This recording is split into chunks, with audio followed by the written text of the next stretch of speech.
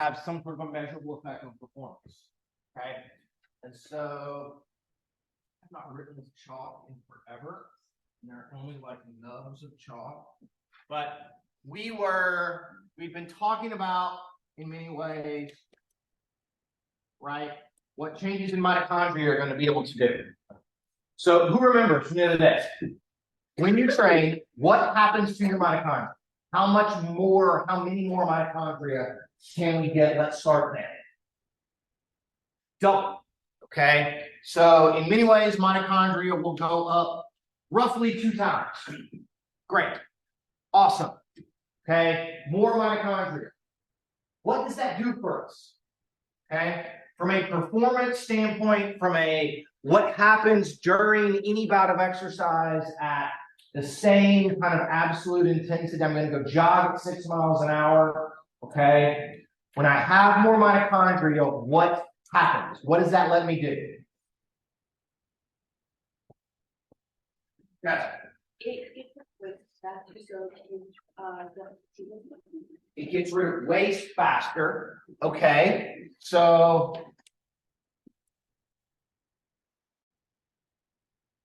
that is correct. What does it also do as it relates to waste? What does having more do? What is the primary waste that I imagine Jasmine is thinking of?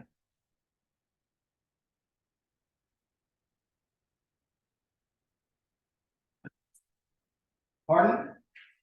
Lactate. Yes. So I can clear lactate more, or I can do what if I don't want to have as much? What's the other option? Make it.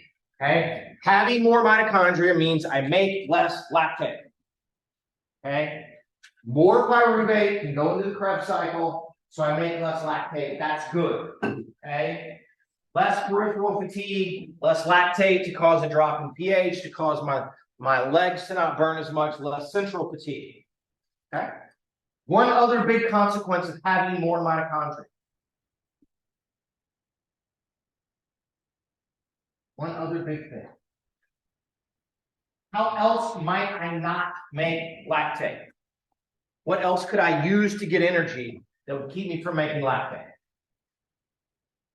Fat. Very good. I don't know who said that, but okay. Brooke said fat. Good. Right. So we're going to make, I'm just going to put less lactate. I'm also going to increase fat as an energy substrate. Okay. I use more fat, I also make less lactate. I use more fat, I use less blood glucose. I use less muscle glycogen. Again, prevents both central and peripheral fatigue. Okay.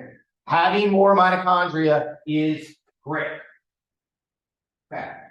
That's one of our big primary muscle-specific, metabolic-specific adaptations. The next one, okay, the next one that we need to talk about, and I'm now going to be on, if you guys are following along on slide 13, is an increase in capillaries. Okay, so this is 1. 2 is going to be increase in capillaries, right?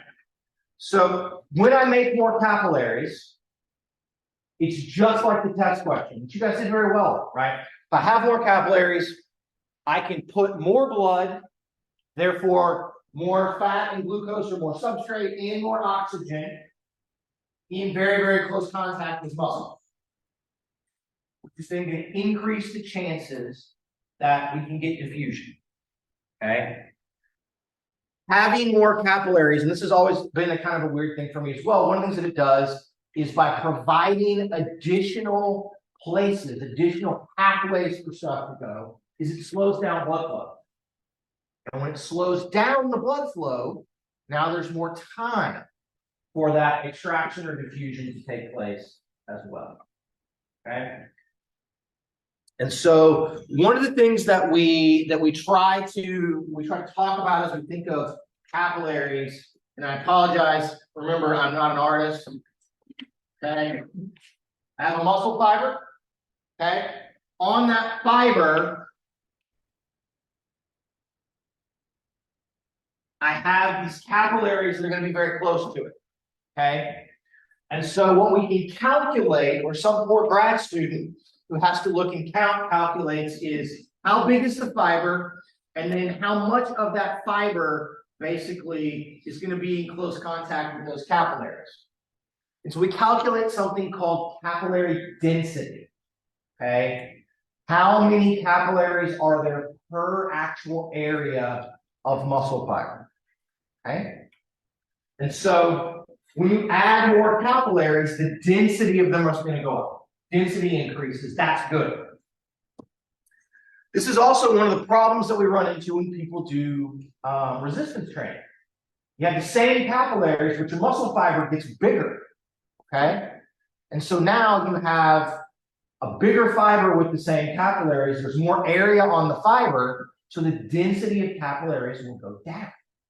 So this can be a problem with people that resistance train if they are interested in sort of aerobic endurance and those things. You can actually kind of put yourself at a disadvantage. So the cool thing about, right, when we aerobically train, we're going to stress all of this, and we're going to activate, and we're really not going to get into it. You're going to activate a process where we basically grow new blood vessels. You grow them at the capillary level. We also grow them at the kind of larger artery level as well. But that's going to be a big thing there. And the primary thing the capillaries does increases diffusion, increases O2 extraction. Okay? So VO2 max can go up because I can extract more oxygen. Okay? That's kind of the big piece out of all of that. Okay. So, and I don't really know where to put this. I've put it under a muscle and a metabolic adaptation. In some ways, it's probably just more a consequence of these first two, okay? But the other thing that happens is when we train, your lactate threshold increases, okay? Now remember, lactate threshold is generally expressed as a percentage of your VO2 max, okay? Percent of your VO2 max. My lactate threshold occurs at 60% of VO2 max, okay?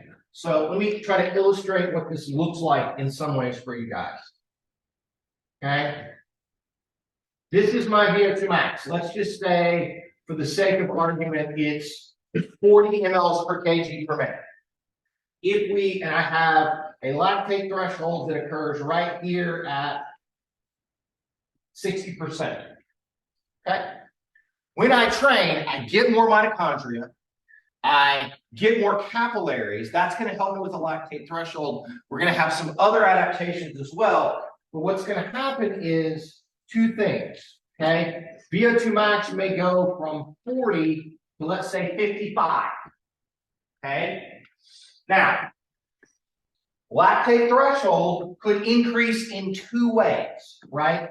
It could stay at exactly the same percentage of that new max. It could stay at 60%. Okay.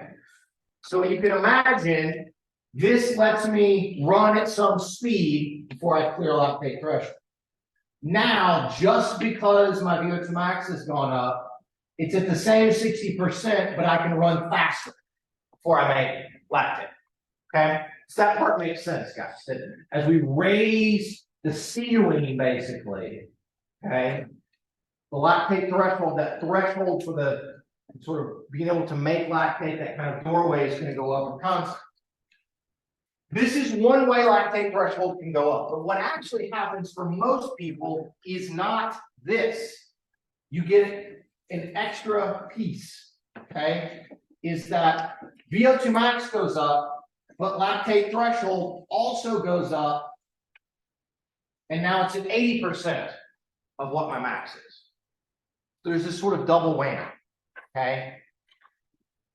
And so when we say that threshold goes up, generally we mean it increases as a percentage of your VO2 max, but your VO2 max also tends to go up, okay? And so now, because I have more mitochondria, because I have more capillaries, I can do more fat, okay, more pyruvate into the Krebs cycle. I can clear more lactate with my extra capillaries. I can deliver more oxygen with my capillaries. And so partially that makes VO2 max go up, but it also very, very dramatically raises lactate threshold. People that are very highly trained may have a lactate threshold that occurs somewhere around 90 to 95% of their VO2 max. Functionally, what this means is they can run or fight essentially at VO2 max indefinitely. Okay. I should have looked it up this morning, but you guys are aware of the guy that has run under 2 hours in the marathon, Eliud Kipchoge. They did a whole bunch of testing on him. If you guys want to see that, I think it's still on Hulu. There's a documentary. It's called Breaking Two. But they show their sort of physiology team. There's a bunch of guys at the University of Exeter and that work with Nike on all of this, but they do lactate threshold testing, they do VO2 max testing, they do a host of things. And his lactate threshold is at like 92% of his VO2 max. So he can basically just run at max for 2 hours. Okay, why? Most of us normal human beings, 50, 60% is kind of the norm for your VO2 max. When in my very first faculty position, one of my master students was the assistant cross-country coach. And we actually used some things, just some very basic stuff that you guys have learned in like health and fitness and personal training. And if you've taken the endurance training class, like just some very, very basic training physiology. And essentially took our men's and women's cross-country team from being the worst team in the conference to being like third, which was a pretty big deal in a single year. But we did VO2 max testing, lactate threshold testing on everybody. And the girl that was our best performer had the lowest VO2 max of all of the girls on the team, but her lactate threshold was at like 96% of her max, right? Her VO2 max was like 42, nowhere close to elite for a female collegiate distance runner. Many of you ladies in here have VO2 maxes that are higher than that, would be my guess. But she could run. She was as well trained and had raised her lactate threshold as much as she possibly could. She was as good a runner as she was ever going to be, right? And then there were other women on the team who had much higher VO2 maxes, but the lactate thresholds were down here, right?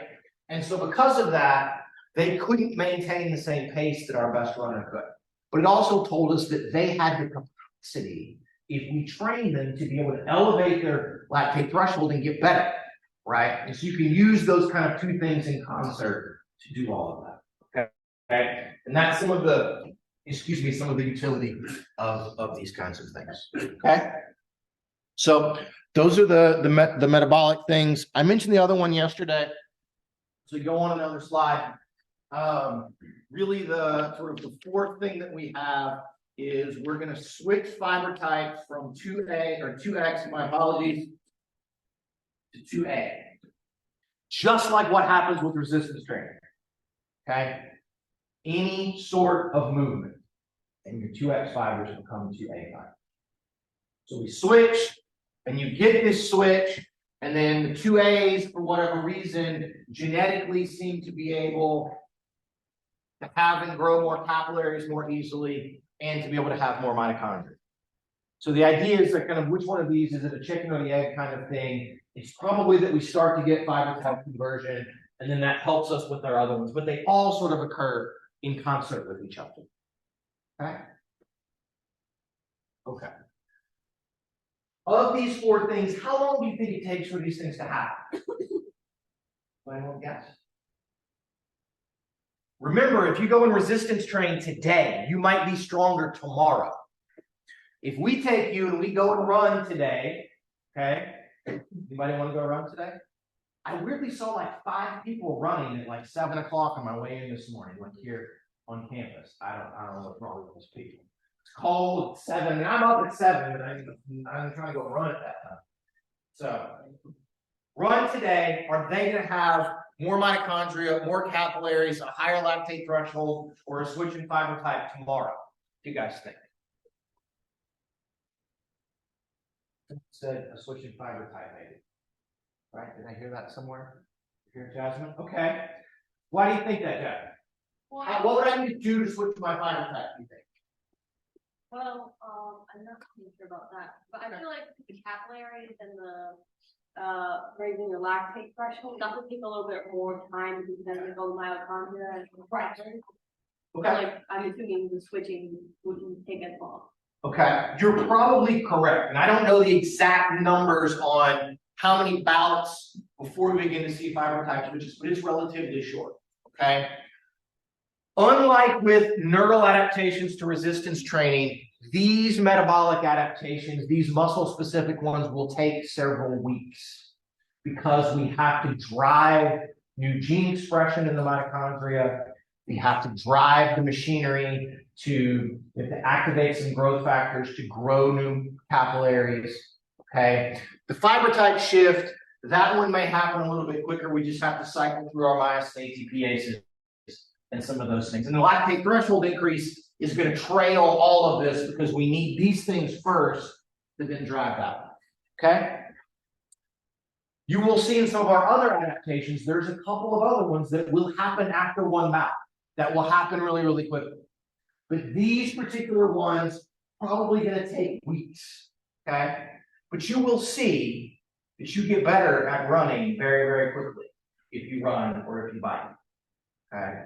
It will happen relatively quickly, but it's not going to be sort of a single kind of one bout next day kinds of things. Okay. So the next couple of slides are about the effects of sort of having more mitochondria, having more capillaries and things on substrate utilization. Okay. And so I'll try to summarize this really, really quickly because we talked about it some on Monday, okay?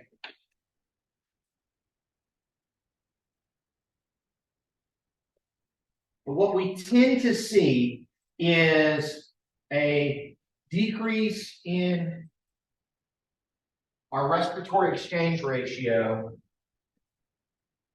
which indicates what? I'm just going to say the same, like running speed or biking speed. If RER falls, what does that tell us about what we're using as an energy substrate? More fat, okay?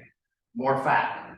And so as an example, let's say you're jogging, right? And before you were at like 0.9, an RER of 0.9, okay? Remember 0.85 is 50% carbs, 50% fat. So if you're at 0.9, you've kind of shifted to where you're maybe 70% carbs or thereabouts. After training, because of mitochondria, because of capillaries, we can use fat. We can also deliver the fat to the muscle. Maybe it goes down to say 0.85. Okay. So at any given speed or resistance on a bike or whatever you're doing, as you become more trained, your RER falls, you will derive greater energy from fat. Okay. It would take 3 weeks to try to explain all the biochemistry, okay, of this to you guys. And we also have to talk about, well, how much fat are you eating and where is it coming from? It's fairly complicated biochemically, kind of how and why we're getting here. But what I want you guys to know is people that are better trained use more fat for energy. Okay. And that's primarily because they have mitochondria, so there's more aerobic machinery to use the fat, and because they have more capillaries, they can deliver more fat that's circulating around to those muscles anyway. We're kind of force feeding the muscle the fat, and then the muscle also has a greater capacity to use it. Okay. And the big, as I said, the big consequence of this is this leads to a decrease in both central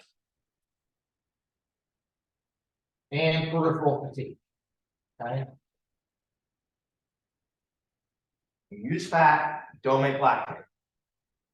When you use fat, you hang on to muscle glycogen and blood glucose.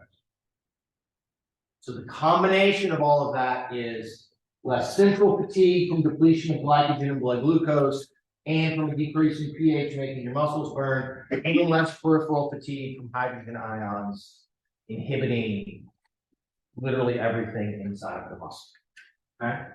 So this is one of the primary things why people that are better trained can actually perform better. It's this shift in substrate and this increased capacity in our mitochondria that prevents fatigue. Right? Okay.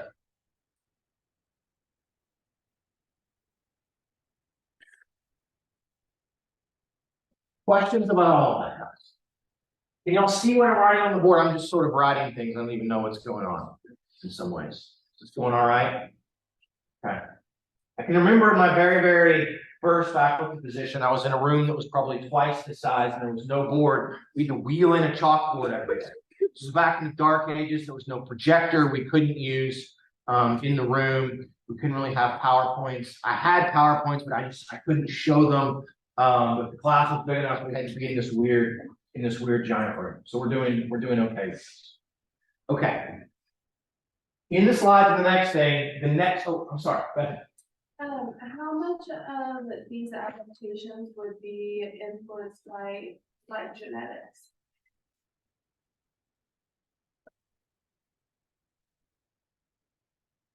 These specific ones, I cannot give you a percentage on.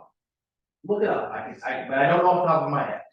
So it's a great question. What I will tell you guys, and I think it's in one of the later slides, that there's been some fascinating studies. Anybody from Louisiana?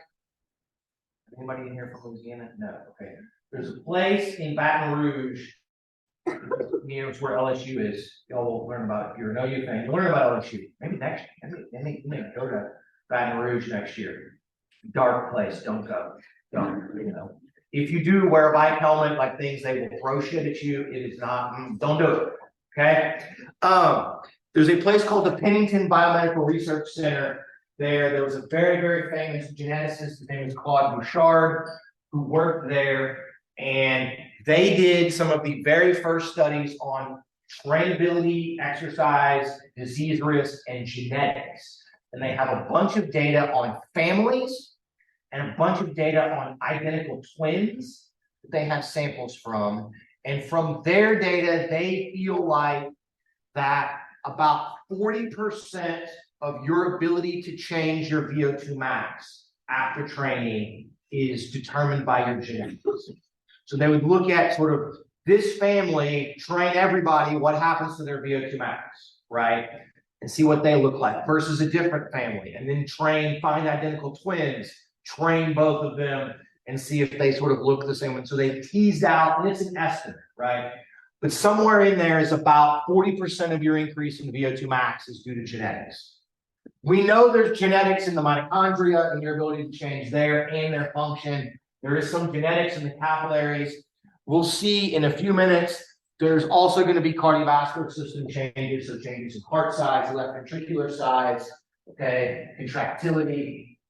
There's going to be some genetics and all of that. The exact amount on, fiber type is determined by genetics. Mitochondria and their function is determined by your function. So there's some stuff in there, but it's all about 50-50. Just like with resistance training, I think I mentioned this on Monday. Some of you train all you want, your VO2 max will never ever go up. Some of you have never trained, you're going to have a super high VO2. Okay? Those of you that have a super high VO2 without ever having trained probably have a favorable fiber type, probably have favorable mitochondrial genetics, probably have favorable kind of resting cardiovascular left ventricular size, heart size per your body weight, and those kinds of things. Okay? I'll raise my hand and be like, yay, thanks, model. Okay? Was basically untrained as a master's student, and the only time I've ever done a VO2 max test on the treadmill, I was not very trained. My VO2 was 60. Okay? And I wasn't doing much. And I was a distance runner and ran some track and things in junior high, and high school was never very good because I hate running. But I, like my mom, was a marathon runner and had done some things in addition to my dad doing that. So I likely have some favorable type 1 fiber type. I probably have some favorable mitochondria. It's been of absolutely no benefit to me because I just sit around and don't do anything. But that's the thing that happens to everybody. Some of you will start doing this and immediately get better and be like, oh, look, I'm born to be a distance athlete. All right. Apparently, I may be born to be that way, but I still fucking hate it. And so I'm just not going to do it. All right. So the next kind of set of adaptations in the slide is going to be about the pulmonary system, about ventilation. Okay. And the big take home that I want to tell you guys about all of this is ventilatory adaptations are mostly meh. Okay. Most of you, as long as you don't have some kind of pulmonary disease, your capacity to exercise, your substrate use during exercise, whatever happens is not limited by your pulmonary system. And so what that means is if you train and your VO2 max goes up or your mitochondria go up, you are not using anywhere near the full capacity of your lungs or your diaphragm right now. You don't adapt there, you're just better able to use what you already have. Okay. Now, in people that have emphysema, cystic fibrosis, they have some sort of restrictive disease, right? There, then maybe we can see some levels of adaptations. Okay. But for the most part, there's really not any changes other than if you do a max test, you see your max ventilation has gone up. Right? But that's not a training adaptation in the ventilatory or the pulmonary system. It's that all of the other adaptations everywhere else let you tap into your already kind of high capacity to ventilate. Okay? Does that part make sense? I don't want to say there's nothing that goes on there. It's really, really pretty minimal and pretty underwhelming. Okay. Now we'll do the next kind of big set of things. Okay. So if we've done muscle, we've done metabolism, okay. We've done ventilation. What does that leave us with? It's changes in the cardiovascular system. Okay.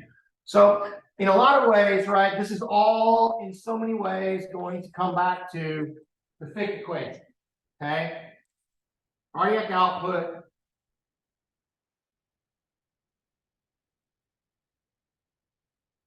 multiplied by AVO2 difference. So we've got stroke volume, heart rate, and then we've got extraction, right, which we've already kind of talked about because this is going to be related to capillaries and mitochondria. So what we're going to focus on in the cardiovascular system is going to be a lot of what happens over here. Okay? When you train, cardiac output goes up. Let's start there. Cardiac output goes up. This is not a consequence of any change in maximal heart rate. Okay? Skylar, how old are you? 22. Skylar's 22. Age predicted max heart rate is 198. Okay? Train you as much as we want, still going to be 198. Okay? Weirdly, people that are really, really highly trained, you might not even be able to get to 198. Because your cardiovascular system gets so good that other things will limit you before you can max out heart rate. So really the changes, okay, the real actual anatomical, physiological changes are likely going to take place here with stroke volume. Okay? They're going to take place with stroke volume. That is why we can make an argument that in people that are basically the same age, stroke volume is the physiological parameter that is arguably the most highly predictive of VO2 max. Okay? Arguably the most highly predictive. So, we spent a huge amount of time in the cardiovascular system talking about what happens to stroke volume during exercise, right? So I want to make your stroke volume go up. What do I do? Right now, what do I do?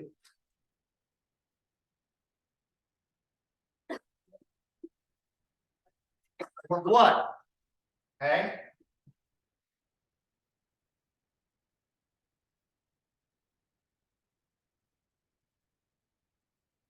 Ellie, you want to do a fun experiment for us? Oh, really? Can you stand up at least? Then I'm going to do one squat. One squat for us. Okay?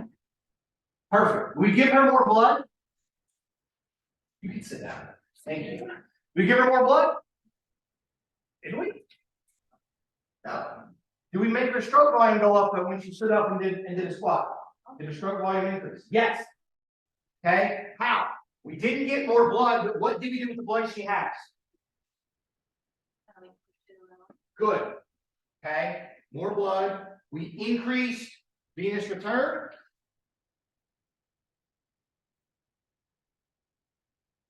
Which increases what really important parameter? Stretches the left ventricle. What? Preload. Okay? Preload.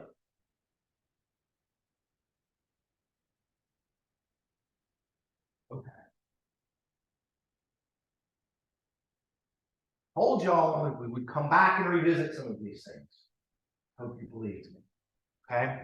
So the adaptations that we see that help us to increase stroke volume, several of them are going to very, very specifically target preload. Okay? They're going to target preload. One of the first things that happens, the fastest thing that happens in response to a bout of exercise is you increase your total blood volume. Okay? Run today, have more blood tomorrow. Okay? And when I say you have more blood, it's not what you think of as more blood. Run today, have more plasma volume tomorrow. You don't have red cells yet. That takes a couple of weeks. Okay? But this is the more blood, increase in blood volume is one of the big things that drives some of our adaptations in stroke volume. More blood, greater venous return, greater preload, greater stroke volume. If you remember, most of you have a resting blood volume, or the blood volume resting, it never changes. The blood volume is 4 to 6 liters of blood in your body right now. Most of you can increase that about 20%, okay, with aerobic training, about 20%.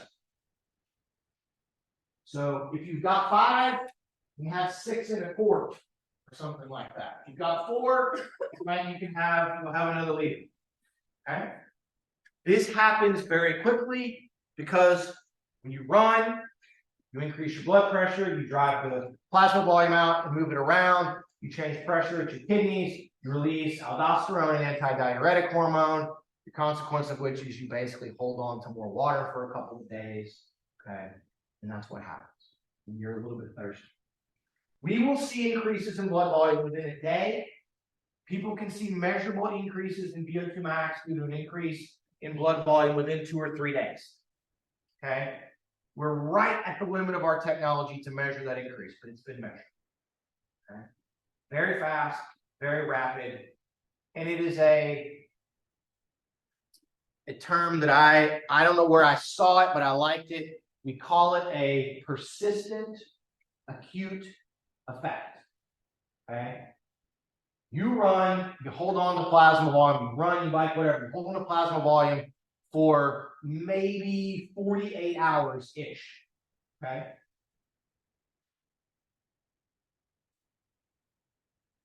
As long as you run again, before you get outside of that 48-hour window, you'll get it again, and again, and again, and again.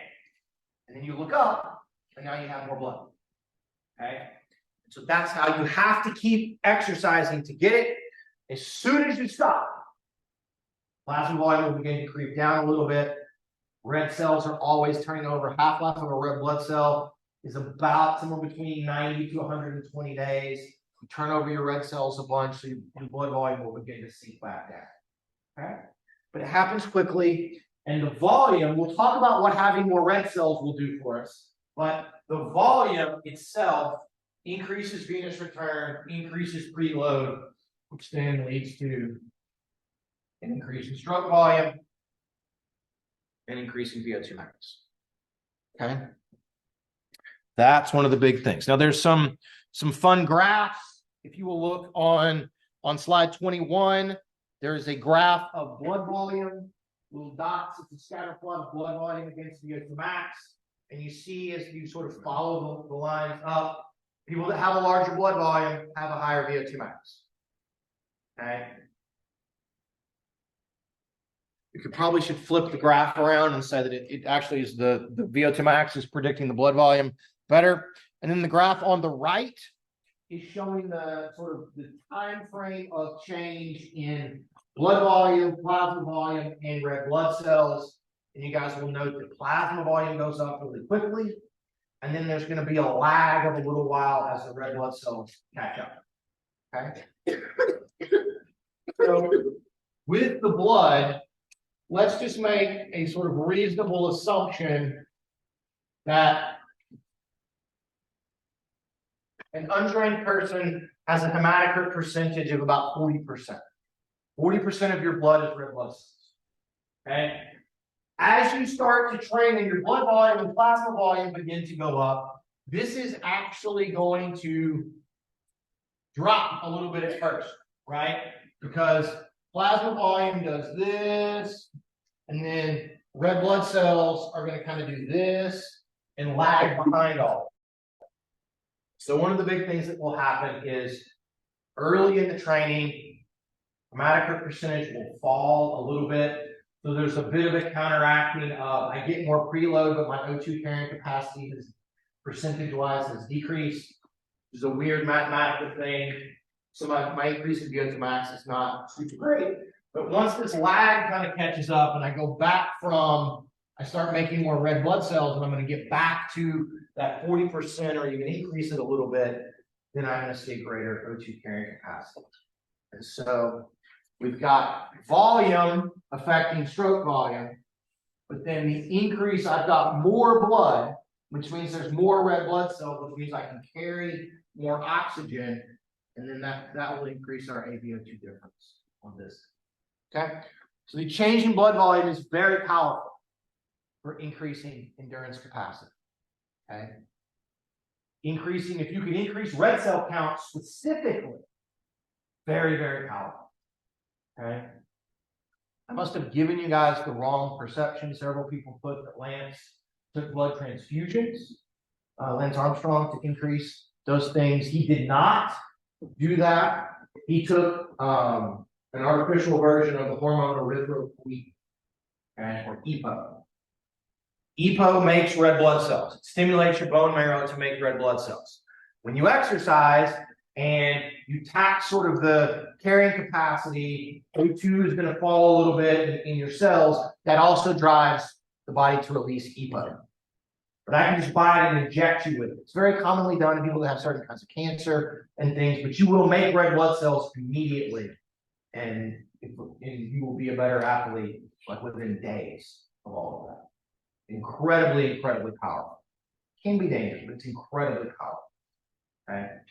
So this is one of the main ways to sort of cheat your physiology if you want to be a better endurance athlete and performer. Okay. So there's not a lot of changes that happen in either AVO2 difference or in blood pressure, which are on the next two slides. What tends to happen is AVO2 difference looks just like ventilation. Okay. That at any given exercise intensity, AVO2 difference is about the same, but your max goes up a little bit. And so as your VO2 max increases, as this goes up, you can make this difference a little bit bigger because of those. The training adaptations, that's not really that big of a deal. Blood pressure, yeah, and you guys, no real changes. Okay. You have to put your hand up. It's HIPAA information. Anybody have high blood pressure? My mom has like mildly high blood pressure. So they keep wanting to check me. And so far I'm surviving. But if you have somebody that's hypertensive, right? 150, 160 over 90 or 95 or 100. If you exercise them, you can see about a 10 millimeter drop in blood pressure. Okay.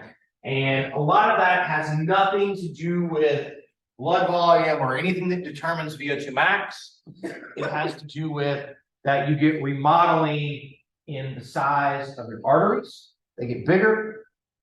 So afterload basically goes down, peripheral resistance goes down, so it will allow pressure to drop. Okay. So those are going to be some things that are going to happen. Slide 24 is one of my absolute favorite graphs. But I'll just give you guys a real kind of quick rundown of what this is. So it's talking about a process called arteriogenesis. So one of the other things that changed, and it doesn't have huge effects on actual VO2 max, but it does have some effects, especially on like resting heart rate and some things, is we increase the size of arteries. Okay. And what that slide with all the bars that are kind of running up and then they're kind of below the x-axis and then they're above, what that is showing is data across multiple studies measuring people's femoral artery diameter. So we put an ultrasound probe on your femoral artery, and we see how wide it is. And it's just showing across a spectrum from people that have had a chronic spinal cord injury and are never active, all the way up and through until we get to people that are very, very highly trained. And what you will note basically is the more active you are, the more trained you are, the larger the diameter of your femoral artery. Okay. And so the process of growing the size of that artery is called arteriogenesis. Okay. Arteriogenesis. That's widening or making whatever arteries you have bigger. Okay. When it gets bigger, then it's easier to push blood through because the pressure and the resistance inside of it falls.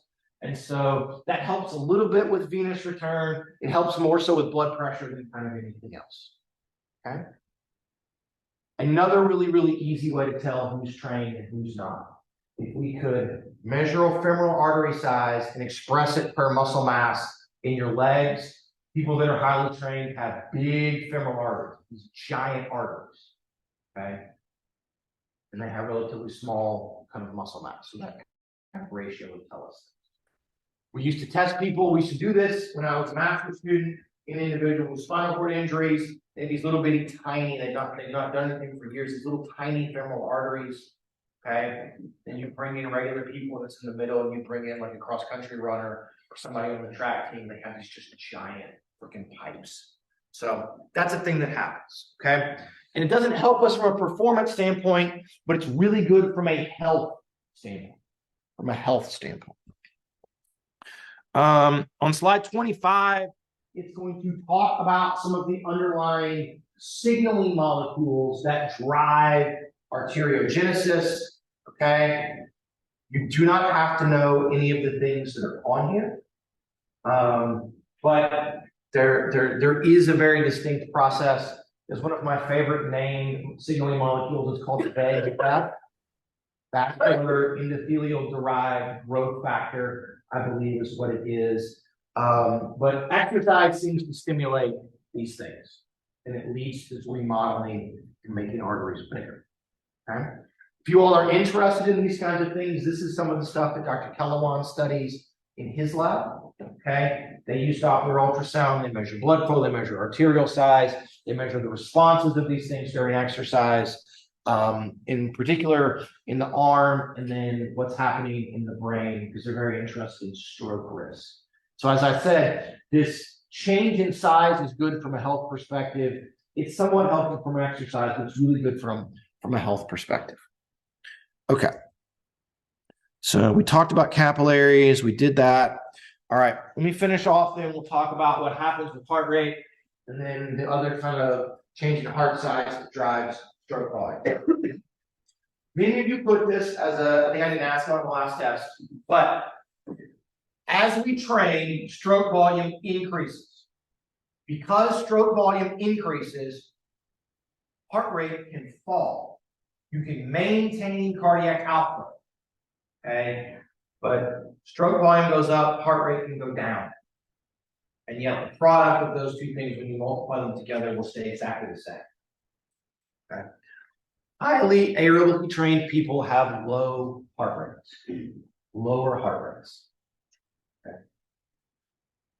Part of that is due to change in left ventricular size leading to an increase in stroke volume. Another part is people that train more are a little bit less stressed out. Okay, they have lower sympathetic nervous system input to the SA node at rest. Greater para, lower sympathetic. Okay. Recall way back from Principles of Health and Fitness, right? If you're stressed, what should you do? Go do some sprints. Okay. We don't really know how or care why. Exercise is one of the single best acute treatments of anxiety that there is. Depression also. Okay. But part of it is if you do it chronically, lower sympathetic nervous system tone, sympathetic nervous system activation. Okay. And so we've already said that stroke volume goes up, but let me talk about the structural changes that are going to make it go up outside of the increase in blood volume.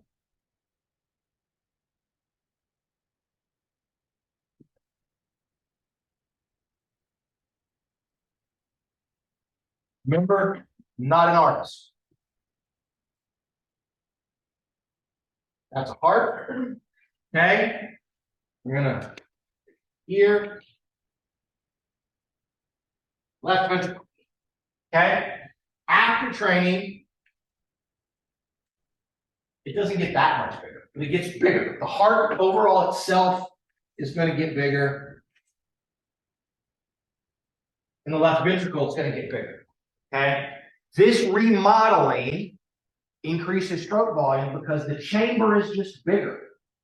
We can fill more blood in. So end diastolic volume will increase. Okay, which makes stroke volume go up. So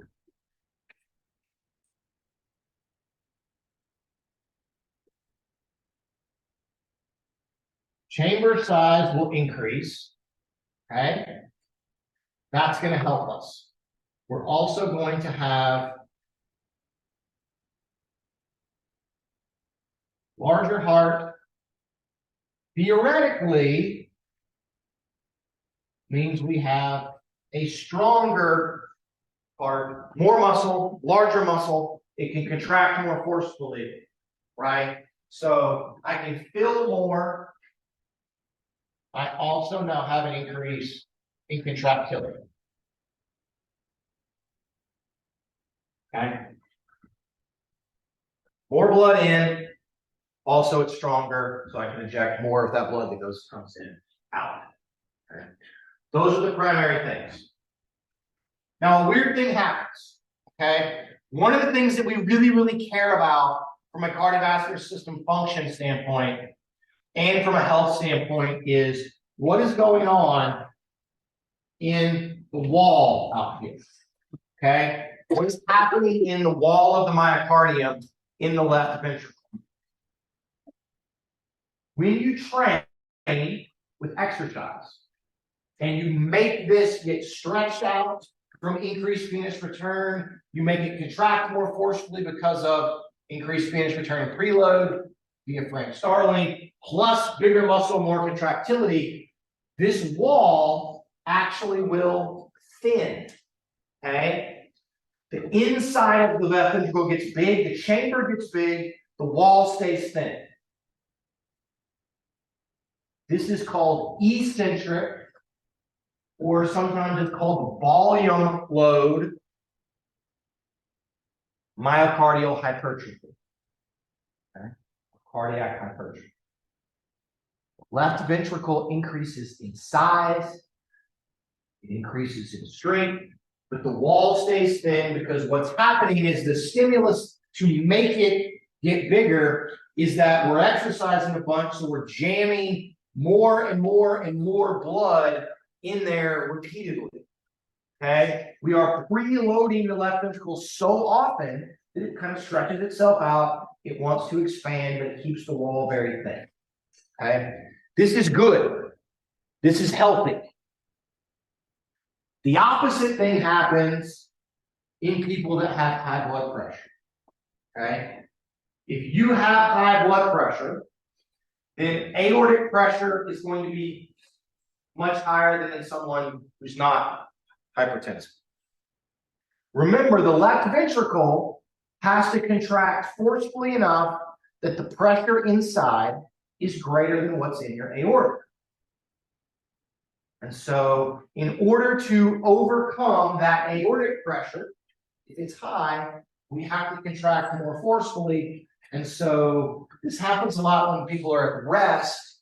You're not getting volume overload, but you still have to contract it forcefully to be able to get the blood to come out into the aorta. That leads to hypertrophy that looks like what happens in skeletal muscle with resistance training, called concentric or pressure overload hypertrophy. And what happens with that is the heart gets bigger. I'm going to redraw this, guys. The heart gets bigger.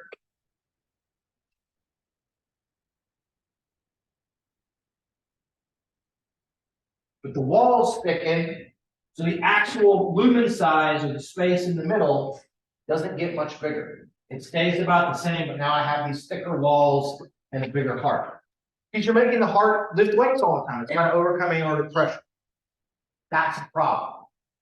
Having a thicker wall leads to a greater chance of some kind of cardiac conduction abnormality, greater chances of sudden cardiac arrest, greater impairments with conduction through the AV node, through the Purkinje fibers, through the bundle of His, and those kinds of things. So that's not good. We don't want that kind of things. Ask our athletes in here, have they done echoes on all of you guys? When you first got here, they do an echocardiogram on you all, measure your heart size, measure all that. So they're checking. We have a lot of athletes, more so weirdly because it helps them from a functional standpoint than regular people, something called hypertrophic cardiomyopathy. And it is in essence an enlarged heart. Okay. If you have that, you are at an increased risk of sudden cardiac arrest because of conduction failures. And so we try to check that on people and identify people on the front end. Okay. There's always some weird things that happen. You will see every year some poor runner will be running a marathon and they'll go into cardiac arrest. These super fit, super healthy people, and when we do things and change stuff in the heart, sometimes stuff goes a little bit haywire. Okay. So it's just kind of a crazy deal. Okay.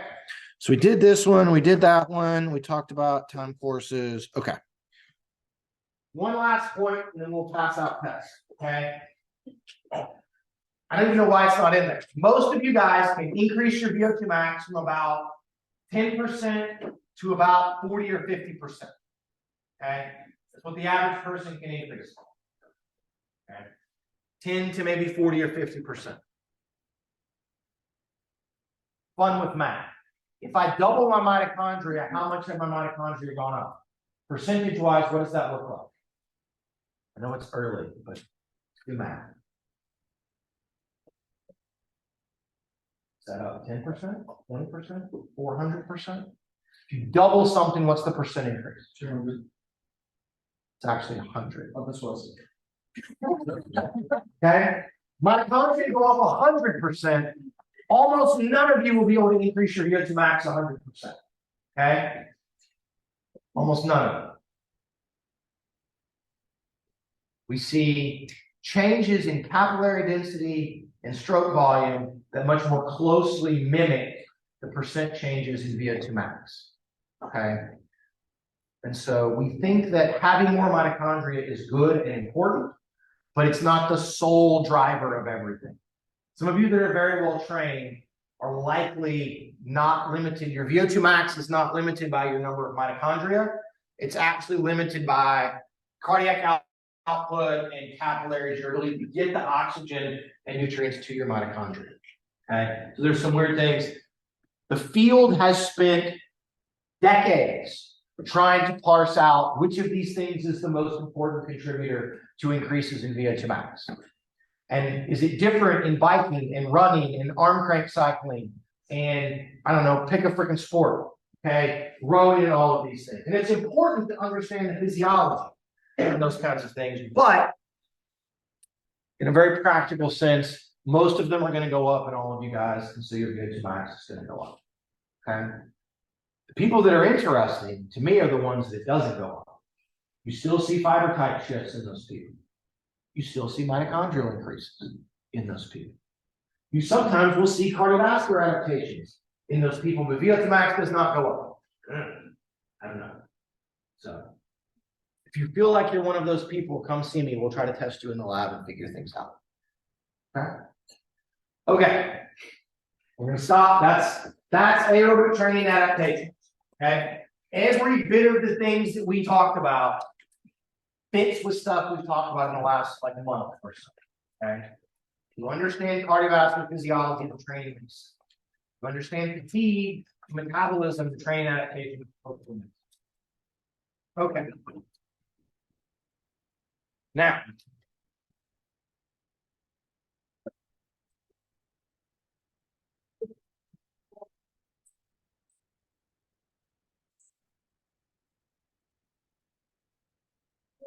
these have not been recorded. Sakshi, you got those done? Okay. So, percentage as well. no, that's okay. We'll let them do it. All right. I'm going to give Sakshi half. I'm going to take half. We're going to call out names. We're just going to hand them out. Okay. And away we go.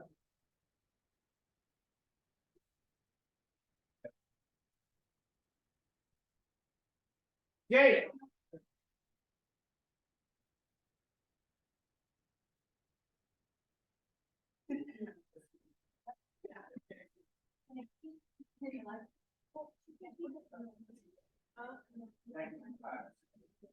Back there. There.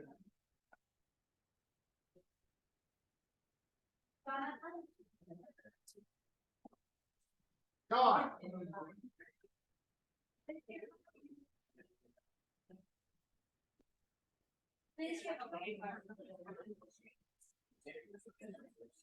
Alexis. Taylor.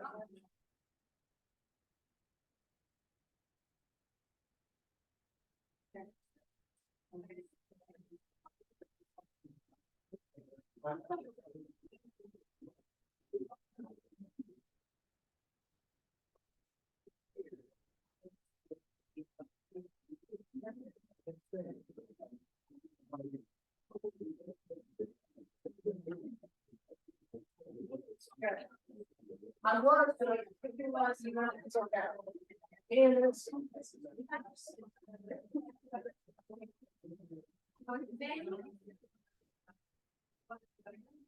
Yeah.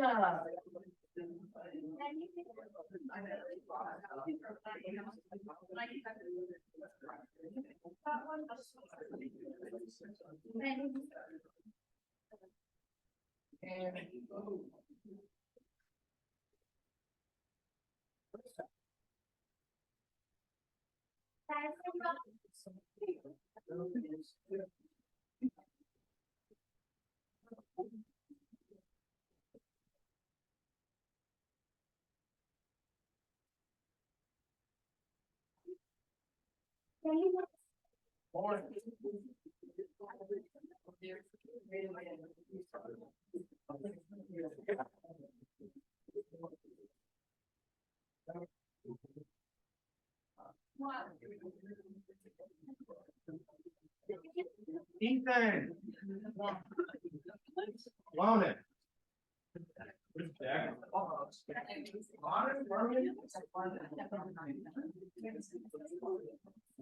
Okay.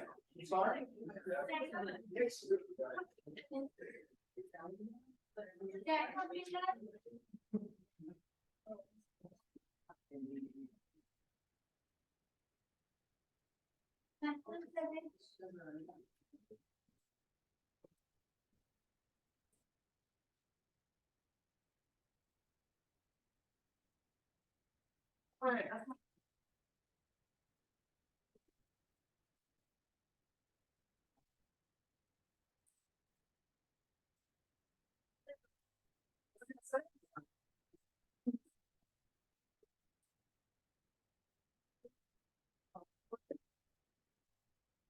Years.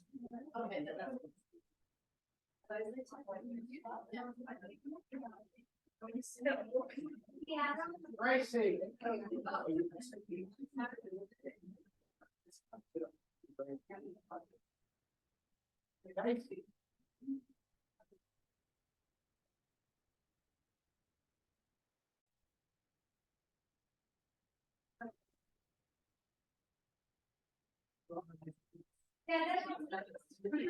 This side.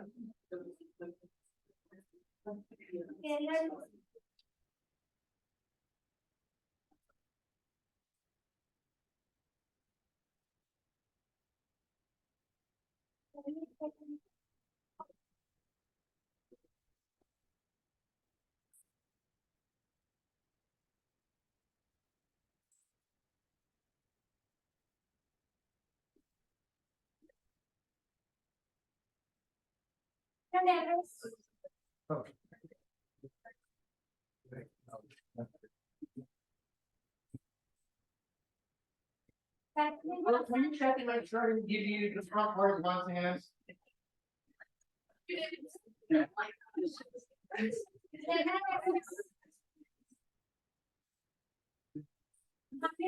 Caitlin. Go.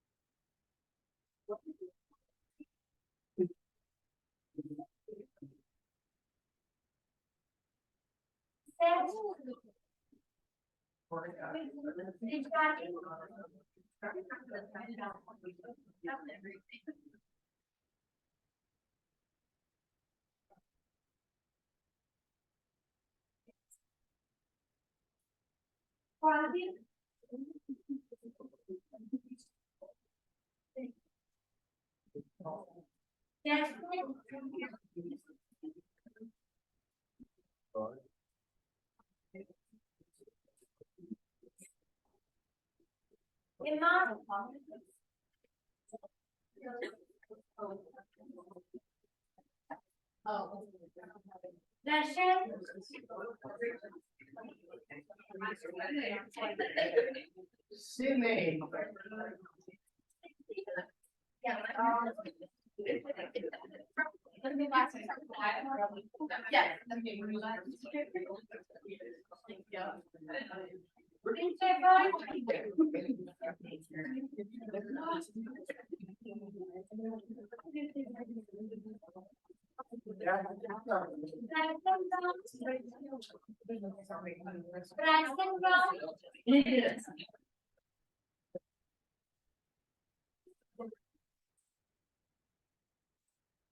Michelle.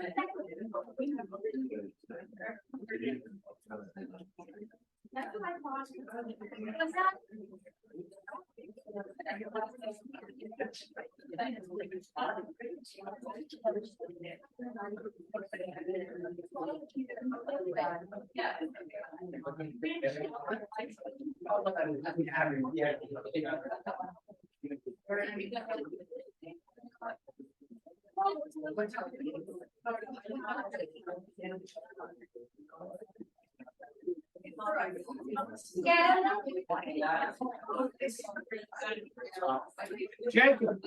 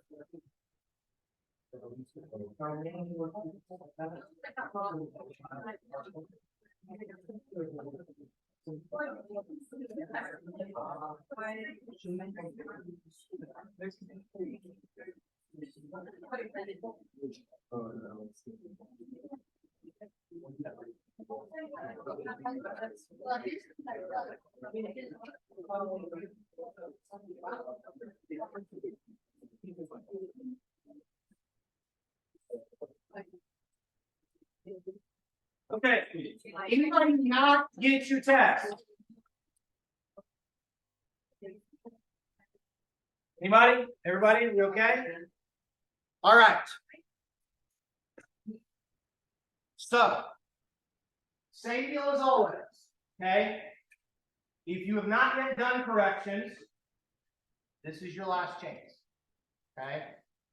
We're not going to be able to do corrections on the final because Lord knows we will be like on the day grades are due. I'll be finishing grading your finals. We'll try to be better. That's another. So if you've not yet done corrections, you know who you are. I have a list.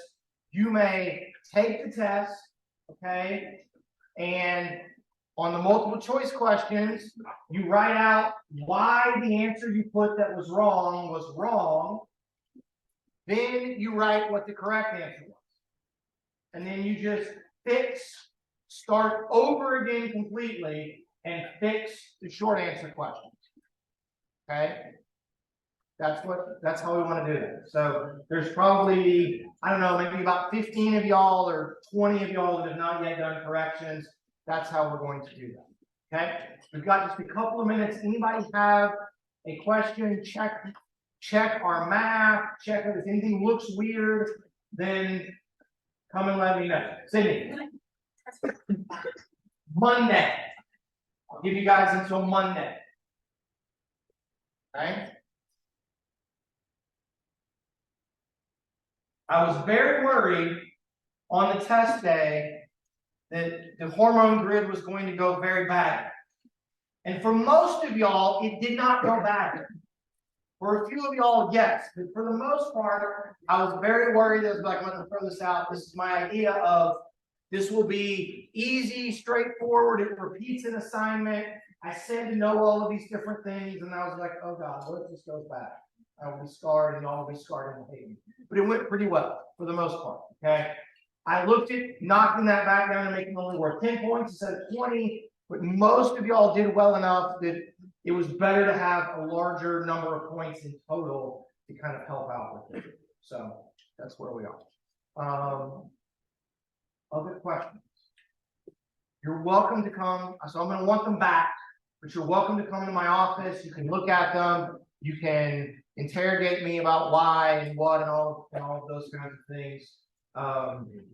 But we will try to get those entered today. For those of you that are not going to do corrections, so that you've got your stuff, that's all going to be up. Okay? We will have on Monday, and there's a few of you guys that emailed your assignment from Monday that we haven't gotten entered in. We'll get that in today too. We'll get all the grades up. Okay?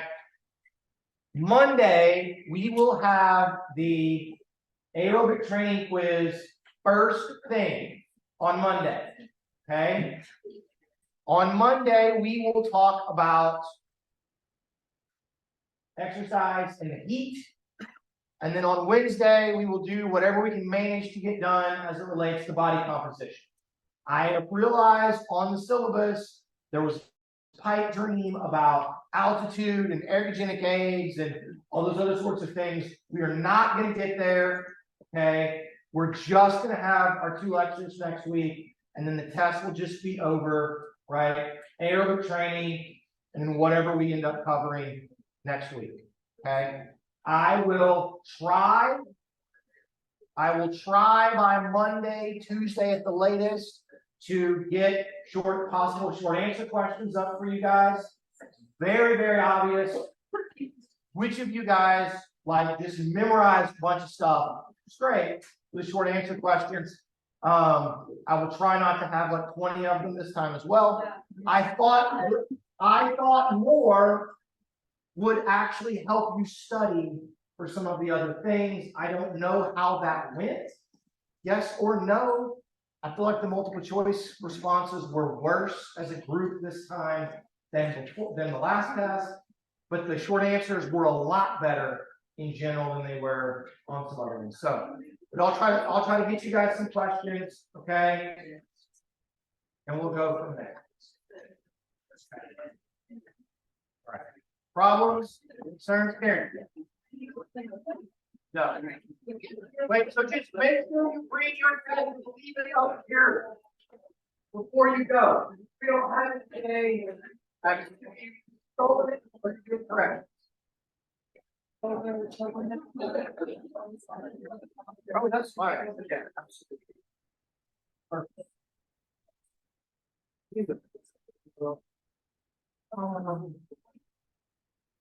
Probably will drop one with my plan.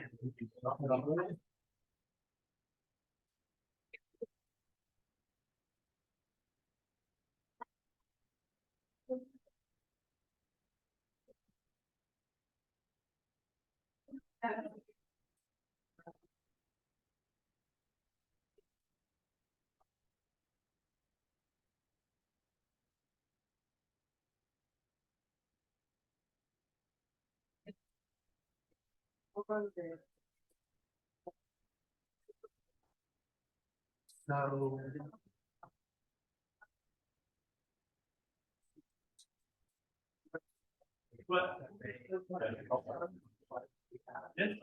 what is that? I heard it sort of long that. Well, I was trying to.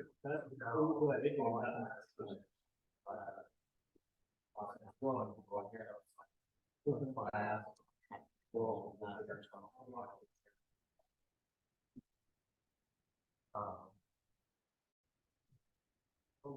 have two not to do. You know, how to make sure that you're in that. We'll be growing. It's the same format, it'll be the same kind of thing.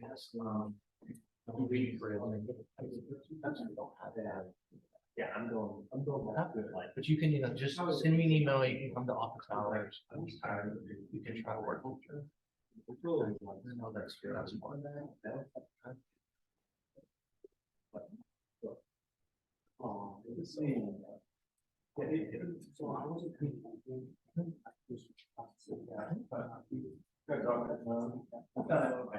We just did possible training adaptations that might go on. So there will be an opportunity to do some makeup stuff.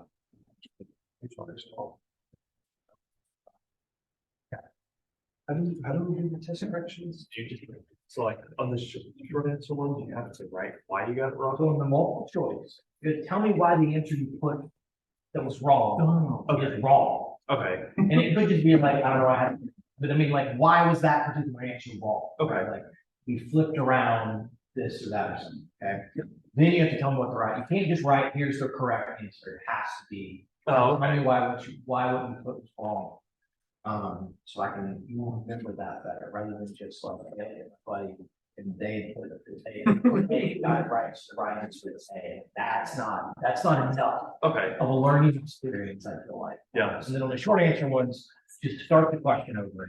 Okay. And unless for some reason you're like, look, I missed one point, it was like right word or that word, which we can stick in. Otherwise, just start over so you can grade and fresh. Okay.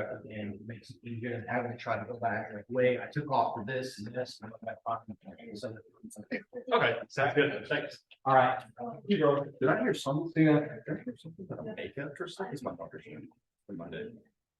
Like email you to let you know that I missed after I played.